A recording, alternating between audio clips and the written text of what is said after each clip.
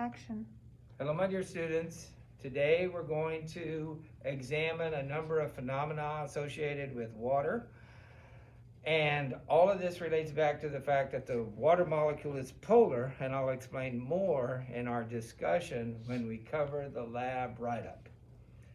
But I want to show you a few phenomena with water. The first one I want to show you is the fact that water has a high surface tension. And to demonstrate this, I'm going to fill this little container up with water,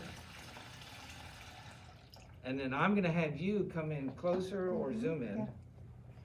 And what I have here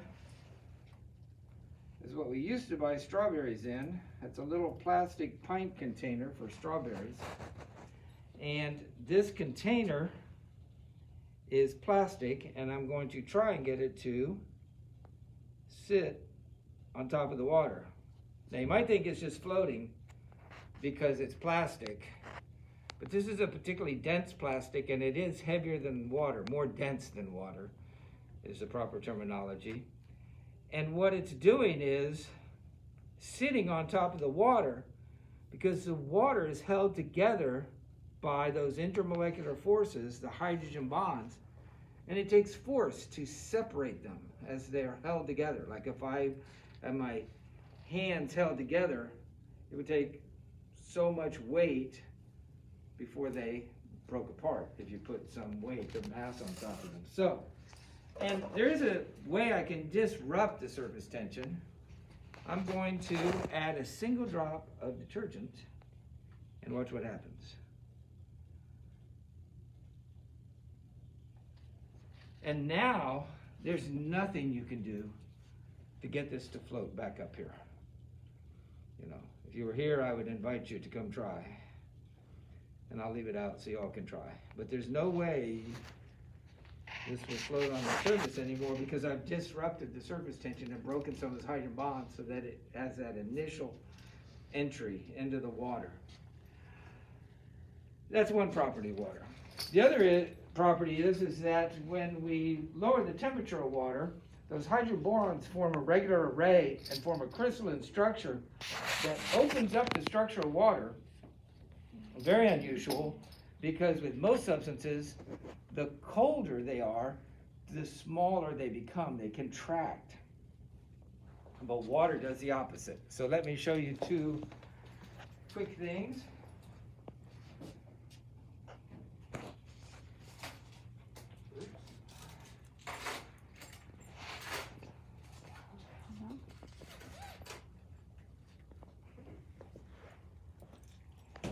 So what I have here are two beakers, and this has profound implications in biology and in our world, and also in things like erosion, because if water gets in a crack in the road or in a rock or in a valley, a canyon or anywhere else, and then it freezes, the water will expand, and it will expand with tremendous force. But because it expands, it's less dense than water, and everybody knows water floats.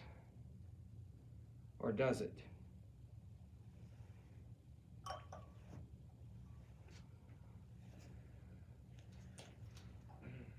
There's a difference going on there. We'll discuss it in our discussion. Okay. Now, we said that water has positive and negative charges, relative small positive and negative charges. One end, it's a polar molecule. One end is slightly negative, one end is slightly positive, but overall, the molecule is neutral. So, what I have here is an electric circuit with a light bulb, and it comes up, the power comes in. I need to take some water out, I poured too much in. The water comes in, the wire, not the water. The wire comes in, and there are bare wires right here. So the question is, can I touch that water? Yeah. I can, if I'm careful. I'll tell you my trick after we do this demonstration. So what I have here is some table salt, and I'm going to add some salt to this water. And then I'm going to stir it up and watch what happens.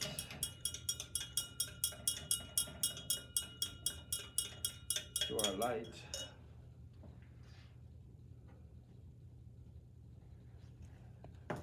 Oh, it's starting to glow. It just needs to dissolve a little bit more. I should add a little bit more. There's a big beaker. There we go. And so now it's conducting, but the question is, will I put my finger in there now? No, okay. And so let me tell you a couple of things. Don't go home and sit in a bathtub and use a hairdryer saying, Dr. Shanley said water doesn't conduct electricity. Because I used ultra clean glassware. I used distilled water with no ions or anything in it. And when I touched it, I don't know if any of y'all live in the country or know anything about electric fences. You know, you don't grab the electric fence because it makes your muscles contract and you can't let go. You always hit it with the back.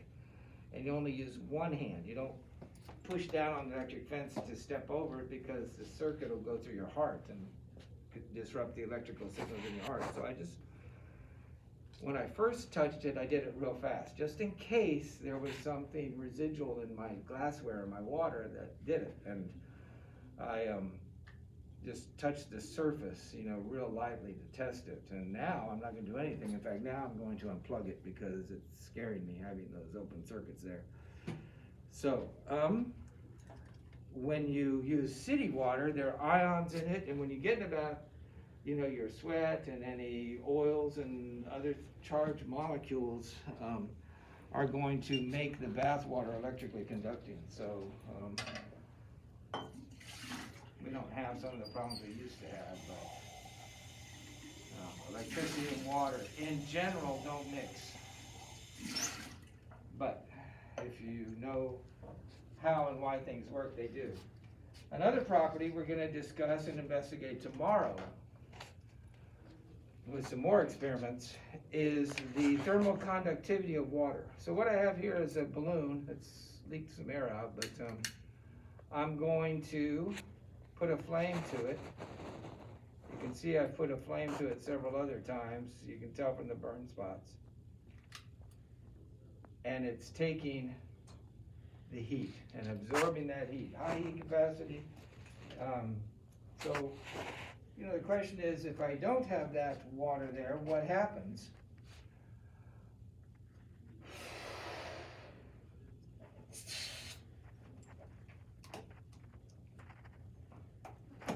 And it doesn't take long. This is not a trick balloon or anything. It only takes a second for that to absorb more heat than it can. So, what you're going to do is we have 4 stations. So, if you'll follow me this way, I'll show you the first one and then you can do it yourself. I have pennies here, and what I want you to do is take some water. Hope this is pure water. The fact that all these are in here is making me nervous. Let me smell. It smells wonderful. And see how many drops you can load onto a penny. 1, 2, 3, 4, 5, 6, 7, 8, 9, 10. Like so. And then when you're done, you just dry it up. And then after you're finished with that, I have some alcohol here. Take a fresh pipette and add drops of alcohol in the same way and see how many drops of alcohol you can get on a penny. That's station 1. Station 2, I don't have them in order, sorry, is capillary action. And here's where I have to give you your safety instructions. And set a good example and wear my glasses. So what I have is here some water with some red dye, FDC number 1, and put a drop of this water onto the microscope slide, and then take one of these capillary pipettes. These are made out of glass. They're easily broken. They're very sharp, so be very careful with them. If they break, just let me know. I'll sweep it up. They're cheap. No big deal, but they break very easily, and I don't want anybody to get a puncture wound or a cut of any kind. And what I want you to do is take this. Anybody here giving blood? Well, when you give blood, they take a little sample from your finger and they put it up in a capillary, and they just touch it to it, and when they touch it, like now, it practically jumps up into there. And I want you to grab some of that. I made it red so you can see it. And then measure it with the millimeter ruler. How many of those little divisions on the millimeter side are there? Looks like about 10. Jumped up 10 millimeters. And then when you're done, dispose of it in the sharps container. We don't throw these in the trash. This is a conductivity meter. That's a penny. A gold penny one of my students made. Oh, and it's a good demonstration because this conductivity meter, when you close the circuit, glows. And what I have here is some distilled water, some sucrose, just some simple sugar, and some water with salt dissolved in it. And if you watch, it should light up, okay? So later in the semester, we're going to be testing conductivity of different solutions.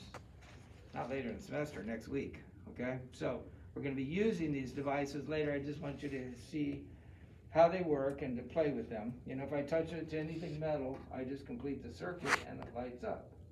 In fact, the green light's actually supposed to light up, but it's very faint. I don't think we can see it in this light. But I have 2 of these set up so you can play. You can see the salt isn't even dissolved all the way. And then another phenomenon we have with water is the fact that when it's in a narrow tube, in many of our measuring devices, graduated cylinders, thermometers, that capillary, I could see one. In this thing called a burette, I just have this there because it's easier to see, in my opinion. You can move it if you want. Water forms a curve surface, and we always read from the bottom of the curve. So you're going to practice. I just want you to look at all 3 of these and practice doing that. So there's 2 of that station, 2 of that station. Practice, or don't practice, but see how many drops of water you can get on a penny. Practice playing with the conductivity meter, and practice, not practice, but look at capillary action using a capillary pipette. And there are paper towels everywhere because when we play with water, everything gets wet. And try and do each station. I will do them again so that you can record the data. Goodbye now.